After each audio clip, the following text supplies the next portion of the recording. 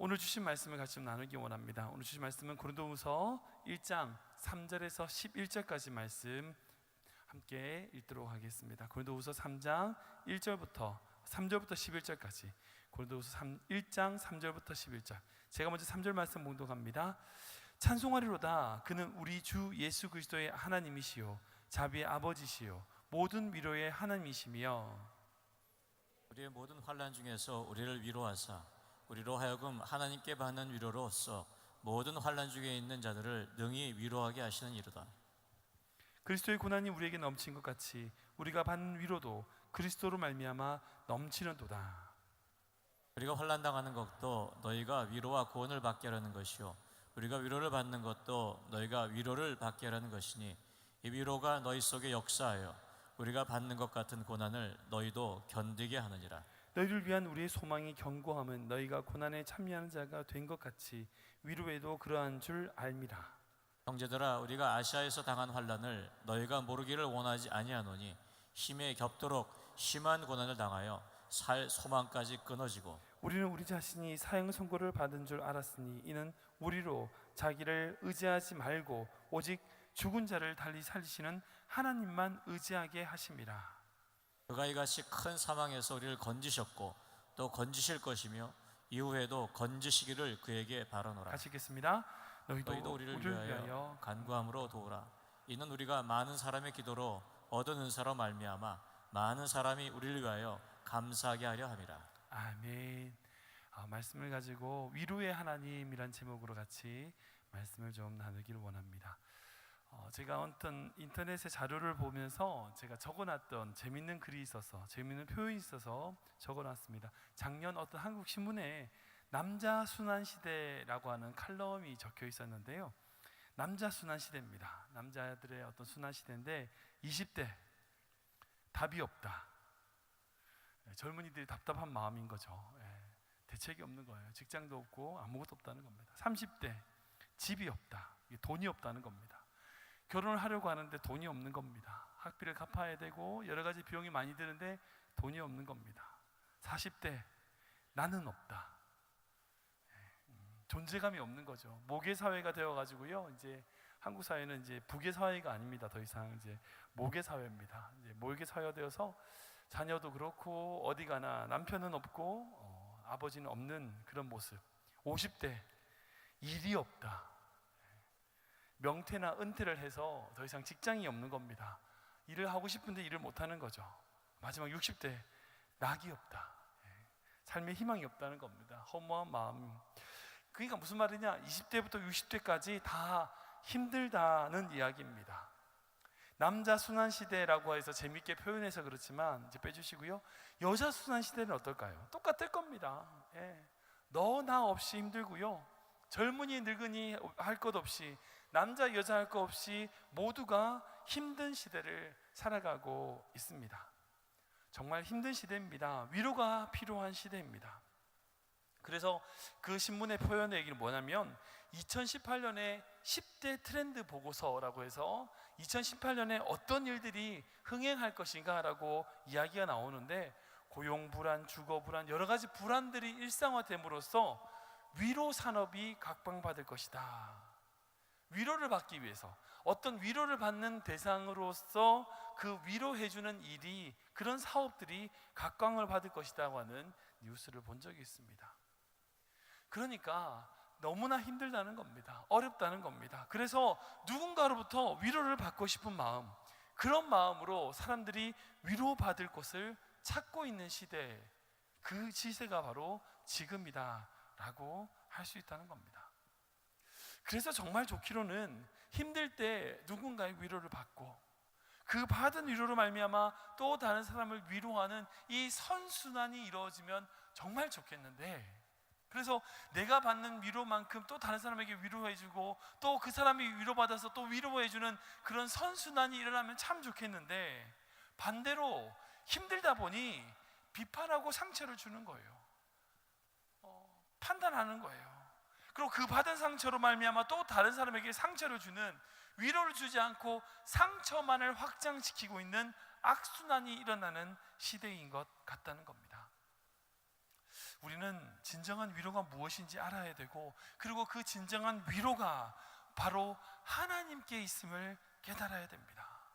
그분께 있습니다. 그분 앞에 나아갈 때에 진정한 위로를 받을 수 있다는 것입니다. 그리고 그 받는 위로로 말미암아 또 다른 자들을 위로하는 위로자가 되는 삶, 그 삶이 바로 축복인 줄 믿으시기 바랍니다. 우리 옆에 분 바라보시면서 하나님은 당신을 사랑하십니다. 하나님은 당신을 사랑하십니다.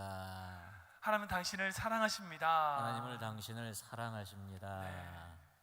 이렇게 하나님의 사랑을 나누어주는 우리 주님의 영광교회 성도들 되시길 주님 축복합니다. 아멘. 그렇게 사랑을 나누므로 말미암아 위로가 나누어지는 귀한 성도들 되시길 축복합니다. 아멘. 오늘 본문인 고린도 후서는 고린도 교회에 보낸 바울의 두 번째 편지입니다. 첫 번째 편지는 바로 고린도 전서인데, 그 고린도 전서에서는 사도 바울이 그 고린도에 가지고 있었던 여러 가지 문제들, 갈등들, 오해들에 대하여 설명하고 풀어주기 위하여 쓴 편지입니다. 그리고 두 번째 편지인 이 사도 바울의 고린도 후서는 바울 자신의 이야기를 하면서 그 타락한 고린도 교회에서, 그 고린도 지역에서 살아가는 그 교인들을 격려하기 위하고 위로하기 위한 내용으로 쓰여진 것이 바로 고린도 후서입니다. 즉, 첫 번째 편지에서는 올바른 가르침과 책망이 있었다면, 두 번째 편지에는 그렇게 살아가도록 격려하고 위로하는 그 바울의 모습을 볼 수 있습니다. 여러분, 신앙생활도 목회도 이와 같다는 생각이 듭니다. 여러분, 책망만으로 안 됩니다. 또한 위로만으로도 안 됩니다. 올바른 가르침과 책망이 필요하고 그 뒤에 위로와 격려가 필요합니다. 그런데 먼저 되어야 될 것은 바로 바른 가르침과 책망입니다. 그리고 그 가르침과 책망이 바로 세워졌을 때에 위로가 필요합니다. 물론 바른 가르침이 아니면 안 됩니다. 말씀 안에서 바른 가르침을 주고, 그리고 그런 삶을 살아가려고 할 때에 실수하고 어려울 때 그 실수 앞에 하나님이 주시는 위로가 필요한 것이라는 겁니다. 여러분들 삶의 기도 제목을 드립니다. 주님, 이렇게 기도하시면 좋겠습니다. 주님, 주님의 뜻을 주님의 뜻을 바로 알아가는 삶이 되게 하여 주시옵소서. 그리고 그 뜻 이루어 나갈 때에 주님의 위로를 경험하게 하여 주시옵소서. 이렇게 기도하시기 바랍니다. 이렇게 기도하시기 바랍니다. 아멘. 또한 교회를 위해서 이렇게 기도하셔야 됩니다. 하나님, 우리 주님의 영광교회가 하나님의 말씀, 하나님의 마음을 바로 가르치는 교회 되게 하여 주시옵소서. 아멘. 그리고 그 가르침 속에 위로가 있는 교회 되게 하여 주시옵소서. 아멘. 바른 가르침만 있다고 해도 안 되는 거예요. 아닙니다. 위로가 있어야 됩니다. 또한 위로만 있다고 되냐고요? 아니요. 바른 가르침이 필요합니다. 이 두 가지가 함께 공존하는 교회 되게 하여 주시옵소서. 여러분, 기도하시기 바랍니다. 아멘. 오늘은 이 바울이 고린도전서에서 그렇게 많은 가르침을 한 이후에 고린도 후서의 첫 부분에 위로의 하나님을 선포하는 모습을 볼 수 있습니다. 여러분, 하나님은 위로의 하나님이십니다. 믿으십니까? 아멘. 네, 맞습니다. 우리 하나님은 위로의 하나님이십니다. 그 하나님의 위로가 이 저녁 이 자리에 나온 주님의 영광교회 귀한 성도들의 삶에 넘치길 주님으로 축원합니다. 아멘. 그렇다면 우리는 어떻게 하나님의 위로를 누릴 수 있는가? 첫 번째로요, 우리의 연약함이 발견될 때 주님의 위로를 누릴 수 있다는 겁니다. 한번 읽어볼까요? 시작. 우리의 연약함을 발견할 때 주님의 위로를 누릴 수 한번 더 있습니다. 읽겠습니다. 시작. 우리의 연약함을 발견할 때 주님의 위로를 누릴 수 있습니다. 아멘. 고린도서 1장 5절 말씀입니다. 같이 읽겠습니다. 시작. 그리스도의 고난이 우리에게 넘친 것 같이 우리가 받는 위로도 그리스도로 말미암아 넘치는도다. 아멘. 우리가 받는 위로가 넘치는데 무엇을 함께 받냐면, 우리가 그리스도와 함께 고난을 받을 때에 그 위로가 넘친다고 말씀하고 있습니다. 한 가지 여쭤볼게요. 여러분, 위로하는데 그렇다면 그 위로를 어떤 사람이 받을 수 있는가? 같은 질문으로 누가 하나님의 진정한 위로를 누릴 수 있을까요? 아니, 어떤 사람이 위로가 필요하던가요? 약한 자들입니다. 실패한 자들입니다. 연약한 자들입니다. 스스로 생각할 때에 자기가 성공했다, 소위 잘 나간다 라고 말하는 사람은 위로가 필요 없습니다. 정말 위로가 필요 없습니다. 결코 하나님의 위로를 받을 수 없습니다.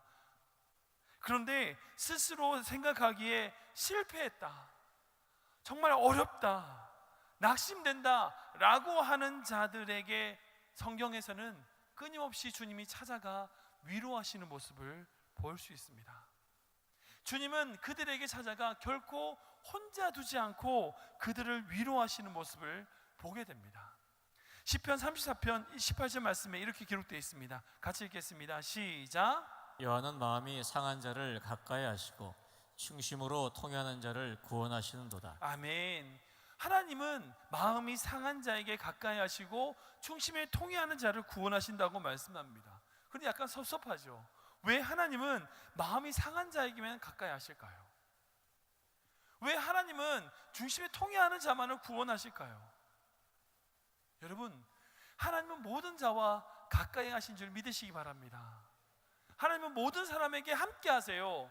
근데 왜 이렇게 기록되어 있냐고요? 마음이 상했을 때에 그 하나님의 함께 하심을 느낄 수 있기 때문입니다.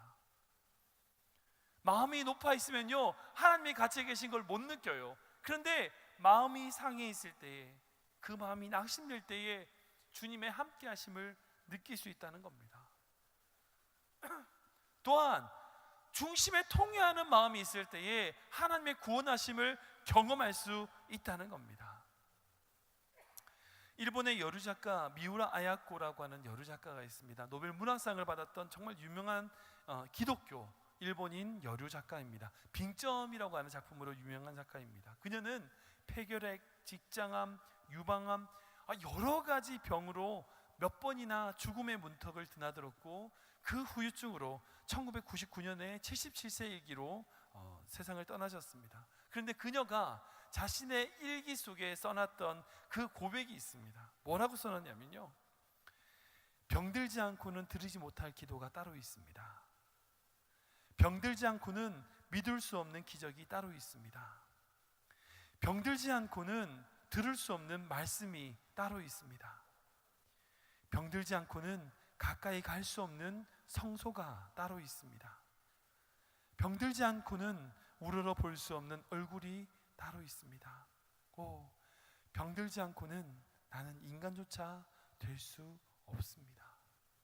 그녀의 고백이지만 그 고백이 정말 마음에 와닿는 것 같습니다. 병이 들었기 때문에 볼 수 있는 세계가 있더라는 겁니다. 병들지 않았다면, 그녀가 병들지 않았다면 결코 깨닫지 못했던 하나님의 나라가 있더라는 겁니다. 그래서 참 아이러니하게 한국의 대표적인 목회자들을 바라보면 다 아프신 분들이었어요. 옥하는 목사님 그러셨죠. 일찍 돌아가셨죠. 하영정 목사님 그러셨죠. 저 안산 조일제일교회 고은 목사님 암에 걸려서 고생하셨죠. 조윤규 목사님도 암에 걸려서 나가셨고, 하여튼 삼국교회에서 유명한 목사님들은 다 아프셨어요. 그래서 제가 좀 철없을 때, 목회 처음 할 때 제가 기도했던 기도가, 하나님 저도 아프게 해주세요, 뭐 이렇게 기도했던, 지금은 제가 절대 그렇게 기도 안 합니다만, 제가 철없을 때 그렇게 기도했던 적이 있습니다.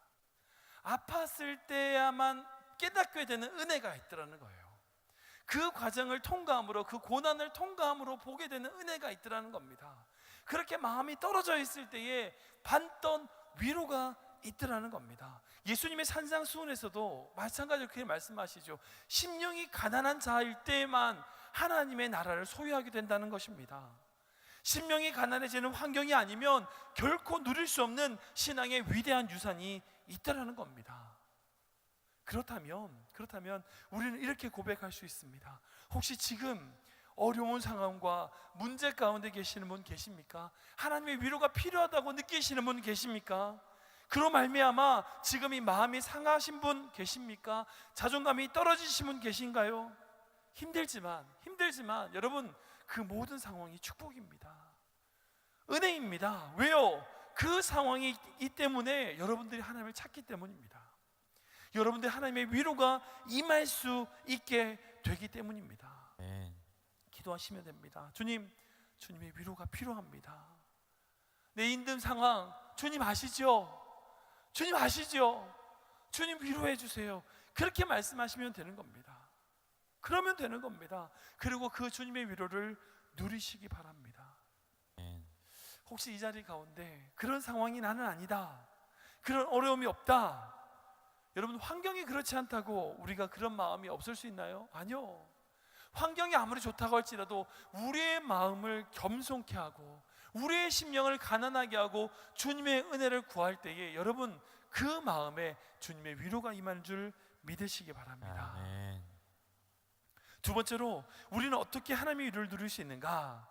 두 번째로는 주님의 크심을 발견할 때에 주님의 위로를 누릴 수 있다는 겁니다. 같이 읽겠습니다. 시작. 주님의 크심을 발견할 때 주님의 위로를 누릴 수 있습니다. 한 번 더 읽겠습니다. 시작. 주님의 크심을 발견할 때 주님의 위로를 누릴 수 있습니다. 아멘. 9절과 10절 말씀인데요. 같이 읽겠습니다. 시작. 우리는 우리 자신이 사형 선고를 받은 줄 알았으니 이는 우리로 자기를 의지하지 말고 오직 죽은 자를 다시 살리시는 하나님만 의지하게 하심이라. 그가 이같이 큰 사망에서 우리를 건지셨고 또 건지실 것이며 이후에도 건지시기를 그에게 바라노라. 아멘. 아멘. 우리가 만나는 어떤 문제보다도 우리 주님은 크신 분인 줄 믿으시기 바랍니다. 아멘. 10절 말씀처럼 큰 사망에서 우리를 건지실 분은 우리 하나님밖에, 하나님뿐이심을 믿으시기 바랍니다. 아멘. 그 모든 환경 속에서 우리를 구원하실 분 우리 하나님이신 줄 믿으시기 바랍니다. 아멘. 정말 죽을 것 같은 상황과 환경 속에서 우리를 건지시는 분은 하나님밖에 없습니다. 아멘. 그분의 전능하심을 바라볼 때에 우리는 진정한 위로를 받을 수 있다는 것입니다. 우리가 약할 때 위로를 받지만요, 한번 생각해 보세요. 우리가 아무리 약하다고 하더라도 어린아이가 와서 우리에게 위로한다고 위로가 될까? 그건 아닌 것 같아요. 그 위로해 주는 대상이 내가 얼만큼 그 사람을 의지할 수 있느냐, 이 부분 또한 함께 중요하다고 생각이 듭니다. 우리 주님은 우리가 믿고 의지할 바위심을 믿으시기 바랍니다. 아멘. 그분은 우리가 의지할 산성이십니다. 예수님께서 바다를 잠잠케 하시는 장면을 보면 우리의 신앙의 자세를 발견하게 됩니다. 마가복음에서 예수님께서 바다를 건너가자고 하셨을 때에 제자들이 예수님을 모시고 가시는 모습을 보게 됩니다. 이 부분에서 우리의 신앙생활의 지혜를 볼 수 있습니다. 예수님이 함께 가시고 함께 동행하시는 그 배에 풍랑이 찾아옵니다. 한번 생각해 보세요. 왜 그럴까요? 분명히 예수님이 가자고 하셨어요. 제자들이 임의로 간 게 아니에요. 마가복음 4장에 보면 예수님이 가자고 하셨어요. 예수님이 가자고 하고, 그리고 예수님을 버려두고 온 게 아니라 예수님을 그 배에 태우고 왔어요. 예수님을 모시고 가는 배에 풍랑이 왔다는 거예요. 어떻게 이럴 수가 있어요? 왜 그런 배에 풍랑이 있을 수 있습니까? 그 이유가 바로 36절과 37절에 있는데요, 한번 더 읽어보겠습니다. 같이 읽겠습니다. 시작. 그들이 무리를 떠나 예수를 배에 계신 그대로 모시고 가매 다른 배들도 함께 가더니 큰 광풍이 일어나며 물결이 배에 부딪혀 들어와 배에 가득하게 되었더라. 아멘. 왜 그럴까요? 그 이유는 예수님을 제자들이 모시고 갔기 때문입니다. 여러분, 신앙생활은 예수님을 모시고 가는 거 아닙니다. 그분을 따라가는 겁니다. 그분의 인도하심에 맡기는 겁니다. 예수님을 모시고 가는 게 신앙생활이 아니에요. 예수님을 따라가는 것입니다. 우리가 하려고 하면 실수합니다. 우리가 하려고 할 때 실패합니다. 그러나 주님께 맡기는 삶, 주님의 크심을 발견하는 삶의 위로가 있다는 것 믿으시기 바랍니다. 아멘. 그런데 수영을 처음 배울 때 제일 먼저 뭘 하죠? 물에 빠뜨립니다. 왜요? 물에 먼저 떠야지만 수영을 배울 수 있습니다. 물에 떠야 되는데 대부분 처음에 수영하시는 분, 배우시는 분들이 물에 안 떠요. 왜? 힘이 들어가는 거예요. 자기가 뜨려고 하는 거예요. 물에 뜨려고 하면 안 떠요. 사실 전 수영을 못하죠. 우리 남 목사님이 수영 잘하시지만요, 잘 못하지만 그렇다고 하더라고요. 뜨려고 하면 안 떠요. 힘을 빼고 안 떠도 된다, 딱 누우면 사람의 몸은 뜨게 돼 있어요. 그리고 팔만 저으면 가는 거거든요. 그런데 내 힘으로 뜨려고 하면 뜨지 않는 겁니다. 그게 신앙생활과 동일합니다. 우리가 살려고 하면 안 사라지는 겁니다. 그저 맡기는 겁니다. 그 물에 자기 몸을 맡기듯이 우리의 삶에 하나님을 맡기는 겁니다. 그러면 물이 우리 몸을 받쳐주듯이 하나님께서 우리 인생을 받쳐줄 받쳐주시는 것 믿으시기 바랍니다. 아멘. 우리가 떠서 가는 게 아니라 주님이 받쳐주셔서 가는 것이라는 겁니다. 이것은 마치 내가 하나님을 지켜 살아갈 때에 반대로 하나님의 말씀이 나를 지키는 것과 같은 이치입니다. 그러기에 우리는 날마다 하나님의 크심을 선포해야 됩니다. 지극히 높으심을 찬양해야 됩니다. 그때 위로가 있습니다. 명심하십시오. 하나님을 찬양할 때 위로가 있습니다. 그분의 크심을 선포할 때 위로가 있습니다. 나를 보면요 실패해요. 나를 보면 넘어집니다. 나를 보지 마세요. 주님 바라보시기 바랍니다. 아멘. 그분의 광대하심을 보시기 바랍니다. 아멘. 그분의 인도하심을 바라보시기 아멘. 바랍니다. 그때 위로가 있습니다. 아멘. 그러기에 찬양하는 자는 낙심치 않습니다. 시편 말씀을 보면요 다윗의 패턴을 보면 참 재미있습니다. 처음에 죽을 것 같은 낙심이 그에게 있어요. 주님 저 죽겠습니다. 낙심합니다. 심지어는 원수에 대하여 원수의 이빨을 꺾어달라 이런 얘기도 다윗이 기도를 합니다. 그런데 그렇게 기도하던 다윗이 하나님을 찬양하고 나서는 삶이 바뀌어요. 생각이 바뀌어요. 낙심이 돼요. 환경이 바뀌었어요? 안 바뀌었어요. 그대로지만 그 환경 속에 있지만 그가 하나님을 찬양할 때에 그 마음 가운데 하나님이 위로하시는 겁니다. 하나님을 찬양하는 인생은 위로받는 인생인 줄 믿으시기 바랍니다. 아멘. 내가 하려면 평안이 없습니다. 위로 없습니다. 그러나 주님께 맡기면, 주님께 모든 것 드리면 위로가 있습니다. 아멘. 그래서 마가복음 38장 39절에 이렇게 기도합니다. 말씀합니다. 한 번 더 읽겠습니다. 시작. 예수께서 고물에서 베개를 베고 주무시더니 제자들이 깨우며 이르시되 선생님이여 우리가 죽게 된 것을 돌보지 아니하시나이까 하니 예수께서 깨어버림을 바람을 꾸짖으시며 바다더러 이르시되 잠잠하라 고요하라 하시니 바람이 그치고 아주 잔잔하여지더라. 아멘, 아멘. 그러기에 우리는 빨리 항복해야 됩니다. 주님의 크심을 인정하는 시간이 짧으면 짧을수록 풍랑은 일찍 끝이 납니다. 여러분 혹시 아직도 여러분들의 문제를 해결할 방법이 있으십니까?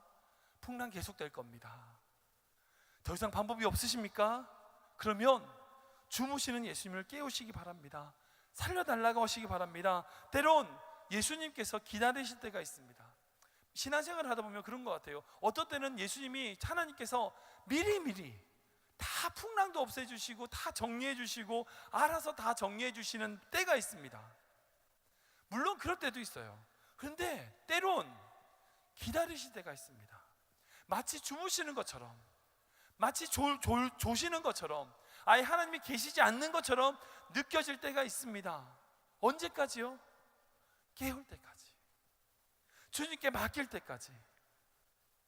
사랑하는 주민원교회 성도들, 주님께 맡기는 인생 되시기를 주님을 축복합니다. 아멘. 하나님의 크심을 찬양하는 인생 되기를 주님을 축복합니다. 아멘. 여러분들의 잘남과 여러분 똑똑함을 나세우는 것이 아니라 하나님의 크심을 찬양할 때에 그 순간 하나님의 위로가 여러분들의 인생을 움직이시고 여러분들의 인생을 운전해 나가신 줄 믿으시기 바랍니다. 아멘. 마지막으로 세 번째로 하나님의 위로를 어떻게 받을 수 있느냐? 다른 이들을 위로할 때에 주님의 더 큰 위로를 누릴 수 있다는 것입니다. 한번 읽겠습니다. 시작. 다른 이들을 위로할 때 주님의 더 큰 위로를 누릴 수 있습니다. 한번 더 읽겠습니다. 시작. 다른 이들을 위로할 때 주님의 더 큰 위로를 누릴 수 있습니다. 아멘. 우리 4절 말씀인데요, 같이 읽겠습니다. 시작. 우리의 모든 환난 중에서 우리를 위로하사 우리로 하여금 하나님께 받는 위로로서 모든 환난 중에 있는 자들을 능히 위로하게 하시는 이시로다. 아멘. 오늘 말씀을 묵상하면서 생각해 봤습니다. 하나님의 위로가 무엇인가? 제가 말씀을 묵상하면서 위로란 것이 하나님이 하시는 여러 가지 사역 중에서 가장 소극적인 사역이라는 생각이 들었습니다. 가장 소극적이에요. 너무 작은 사역이에요. 예를 들어 생각해 보세요. 하나님은 이 세상 모든 것을 다 창조하신 창조주 하나님이십니다. 아멘. 네, 창조주 하나님이세요. 또 어떤 때는 전쟁에 나가서 우박을 내리셔가지고 모든 적을 무찌르시는 그런 전능의 하나님이십니다. 닫혀있는 그 여리고성을 한 번에 무너뜨리시는 정말 능력의 하나님이십니다. 여러분, 전염병으로 그 모든 사람들 다 없애버리시기도 하는, 죽일 수도 있는 그런 권능의 하나님이십니다. 그런 여러 가지 방법으로 하나님의 하나님 되심을 인간에게 보여주실 수 있습니다. 그런데 왜 고린도 교회에 하나님은 왜 위로의 하나님이라 고백하실까? 창조자의 하나님, 전능하신 하나님, 능력의 하나님, 이 모든 것을 다 고백할 수 있는데 왜 위로의 하나님이라 고백하는가? 제가 이 말씀을 묵상하면서 저에게 주신 하나님의 은혜가 뭐냐면요, 이 위로란 것이 하나님의 사역 중에서는 가장 소극적이고 작은 사역이지만 우리가 할 수 있는 사역이에요. 우리가 할 수 있는 사역이에요. 여러분, 혹시 하나님의 창조의 사역을 따라 하실 수 있는 분 계십니까?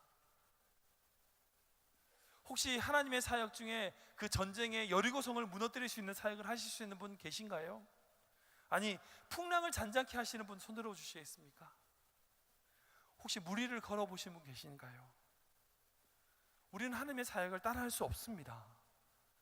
예수님이 하셨던 것처럼 아픈 사람을 벌떡벌떡 일어나게 할 수도 없고요, 죽은 사람을 살릴 수도 없습니다. 때론 그런 역사도 하긴 하시지만 우리가 그런 사역들을 지금 당장 할 수 없습니다. 그런데 위로는 할 수 있어요. 위로할 수 있습니다. 지금 내 옆에 있는 아픈 사람들을, 힘든 사람들을 위로할 수 있다는 겁니다. 그래서 그 고린도 교회의 하나님은 위로의 하나님이신데, 그렇게 우리에게 주신 말씀은 뭐냐?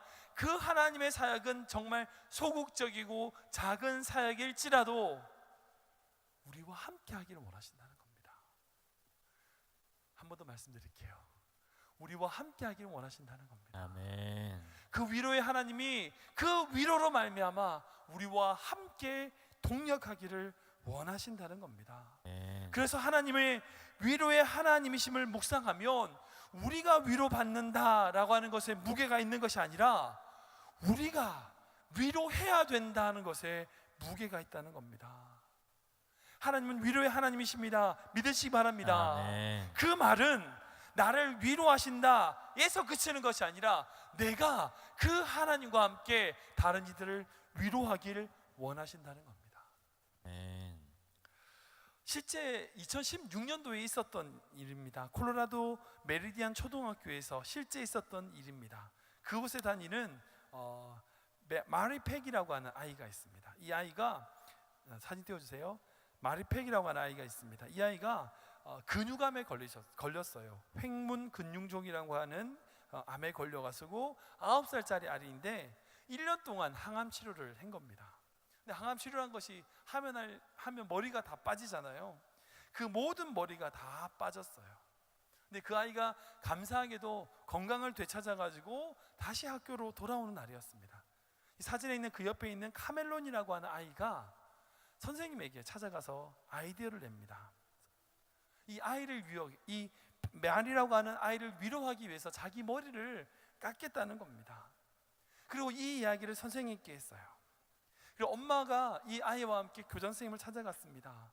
그래서 동의하는, 그 머리 깎는 것에 함께하는 친구들을 80명이 같이 머리를 깎았어요. 그리고 교장 선생님도 거기에 동참을 했습니다. 80명이라고 하는 아이들이 다 같이 머리를 깎고 교장 선생님도 같이 머리를 깎았어요. 그리고 그 교장 선생님이 인터뷰를 언론에 하면서 이런 이야기를 하는 겁니다. 함께 그 자리에 있었던 것만으로도 모두가 다 위로가 되고 눈물을 흘렸는데, 그 교장 선생님들 인터뷰를 하면서 뭐라고 했냐면, 그 아이를 위로하는 자리였지만 그 자리에 참여한 모든 사람들이 위로를 받는 자리였다라고 얘기하는 겁니다. 여러분, 하나님은 참 신비하게 우리를 만드셨어요. 정말 신기하게 만드셨어요.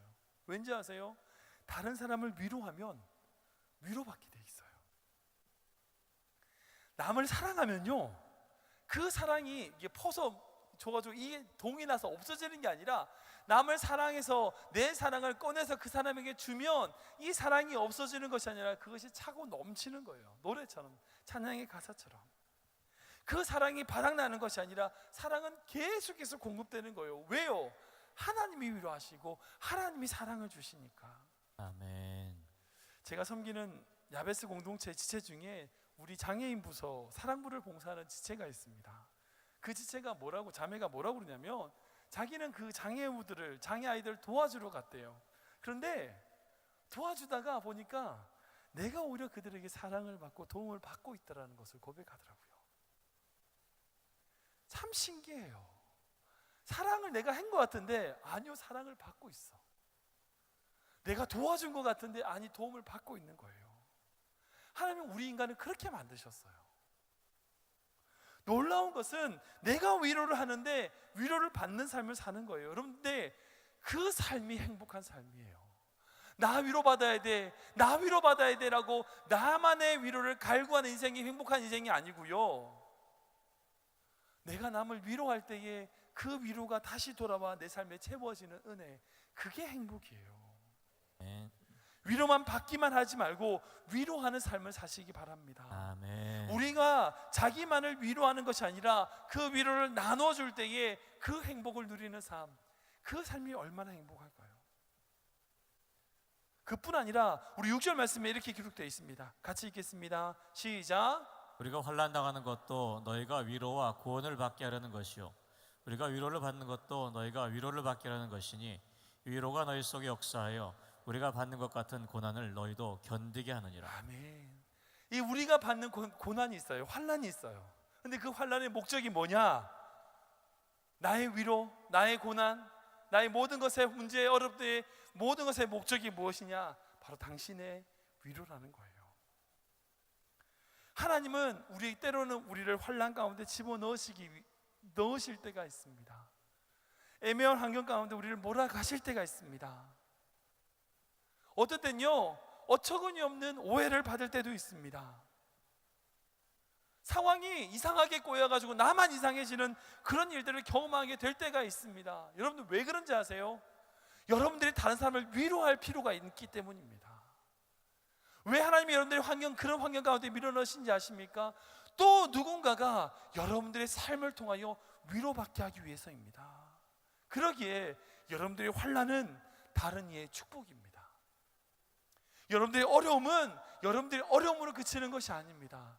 여러분들의 환난과 고난은 또 다른 누군가의 소망이 되는 줄 믿으시기 바랍니다. 아멘. 우리가 만나는 환난은 그냥 환난이 아닙니다. 다른 사람의 축복입니다. 우리가 누리는 위로는 그냥 우리에게 주신 위로가 아니라 또 다른 자를 위로하기 위함입니다. 아멘. 우리 옆에 분의 손 한번 잡아보시겠어요? 우리 사랑하는 지체들, 네, 옆에 분 손을 잡아보십시오. 한번 이야기해 주세요. 하나님은 당신을 위로하십니다. 하나님이 당신을 위로하십니다. 여러분 생각해 보신 적 있으세요? 지금 여러분들이 잡고 계시는 그 손, 여러분들이 잡고 계시는 그분이 어떤 환난을 당하셨는지 한번 생각해 보셨습니까? 어떤 어려움 가운데 여러분들을 위로한다고 말씀하셨는지 한번 상상해 보셨습니까? 그분이 여러분들에게 위로한다고 말할 때에 그 위로가 도대체 어떤 위로인지 한번 생각해 보셨습니까? 저는 모르겠지만 하나님은 아실 줄 믿습니다. 하나님은 그 따뜻한 손길로 여러분들을 위로한다고 하는 그 손길로 어떤 역사를 이루실지 저는 다 가늠할 수 없습니다. 그러나 그 따뜻한 손길로 말미암아 위로하시는 하나님의 위로가 여러분들 삶 가운데 넘치길 축복합니다. 아멘. 말씀을 정리합니다. 혹시 지금 여러분들의 삶에 하나님의 위로가 필요하십니까? 너무 힘들고 어려운 지체들 계십니까? 아니면 여러분들의 위로가 필요한 지체가 있으십니까? 여러분, 결국 우리가 그들과 함께 할 때에 그들은 위로를 받게 됩니다. 그리고 우리도 위로를 받게 됩니다. 우리가 그들과 함께 할 때에, 그들 마음과 함께 할 때에 그도 위로받고 우리도 위로를 받는 겁니다. 그런 의미에서 우리 주님이 진정한 위로자이십니다. 왠지 아십니까? 세상 어느 누구도 우리와 늘 함께 동행할 수 없습니다. 그러나 주님은 우리와 함께 하시는 분이기 때문입니다. 아멘. 그분이 우리와 함께 하시기에 그분이 진정한 위로자가 되실 수 있습니다. 아멘. 그분이 당했던 그 모든 고난, 예수님이 흘리셨던 그 땀방울과 그 핏방울, 예수님이 흘리셨던 그 모든 눈물들, 그 모든 것이 바로 우리를 위로하기 위함인 겁니다. 지금 여러분들 삶을 붙잡고 계시는 주님의 손 바라보시기 바랍니다. 그 손길로 위로받아 그 손길로 위로받아 또 다른 자들에게 반대손을, 여러분들 또 다른 반대손을 내밀어 손을 잡아주는 진정한 위로자의 삶을 사시길 축복합니다. 아멘. 우리 찬양팀 올라올까요? 이 찬양 좀 드리기 원하는데요. 고단한 인생길 힘겨운 오늘도 예수님이 함께 하신다라고 고백하는 마음으로 같이 찬양하기 원합니다.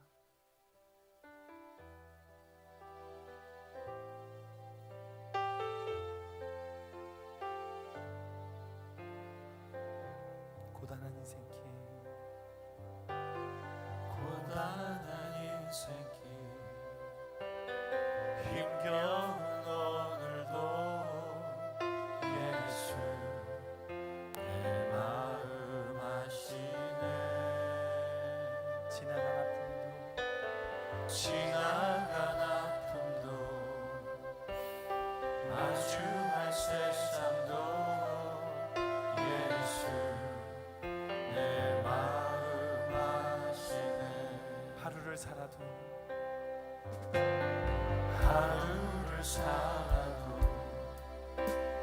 기쁨으로 가니 예수 늘 함께 하시네.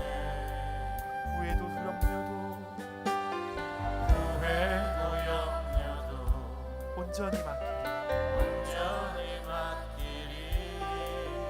예수 늘 함께 하시네. 믿음의 눈 들어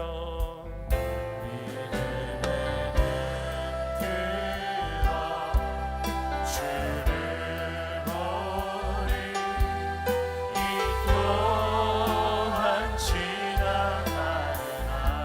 주어진 내 삶에 주어진 내 삶의 시간 속에 주의 뜻 알게 하소서. 믿음의 눈 들어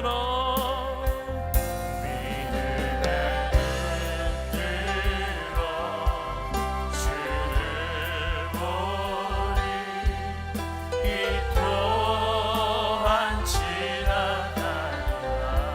주어진 내 삶에 주어진 내 삶의 시간 속에 주의 뜻 알게 하소서.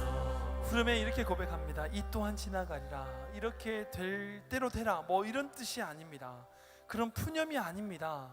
하나님의 때에 하나님의 방법이 있음을 믿는 것입니다. 아멘. 지금 내가 보지 못한다 할지라도 믿음의 눈을 들어 고백하는 것입니다. 그 고백으로 우리가 위로를 받게 되는 것입니다. 이 시간 여러분들의 환경 속에서 너무나 힘들고 어려운 환경 속에 계십니까? 다시 한번 찬양할 때에 주님이 내 마음 아신 줄 믿습니다. 고단한 인생길, 힘겨운 오늘, 세상 어느 누구도 모른다 할지라도 주님이 아신 줄 믿습니다. 함께 고백하며 나아갑니다. 고단한 인생길, 힘겨운 오늘도 예수 내 마음 아시네. 지나간 아픔도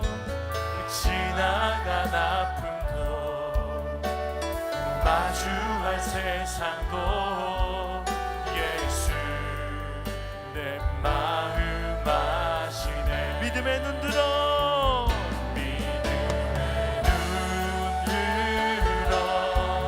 주를 보리. 이 또한 지나가리라. 주어진 내 삶의 시간 속에 주의 뜻 우리 한 손을 펴서 하루를 살아도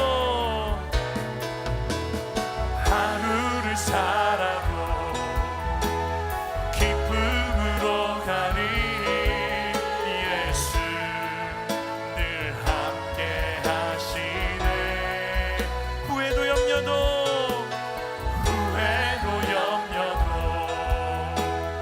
온전히 맡기리 예수 늘 함께 우리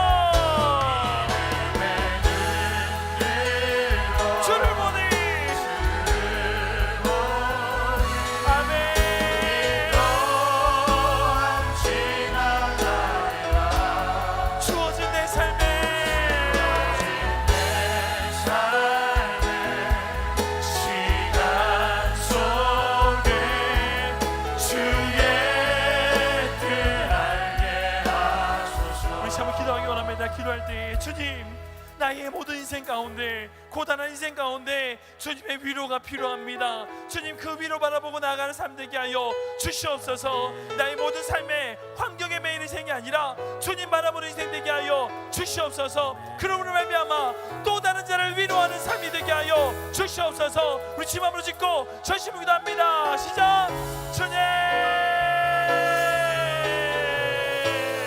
주님을 감당할 수 있도록 하여 주시옵소서. 주님 바라보는 인생 되게 하여 주시옵소서. 주님, 주님을 감당할 수 있도록 주님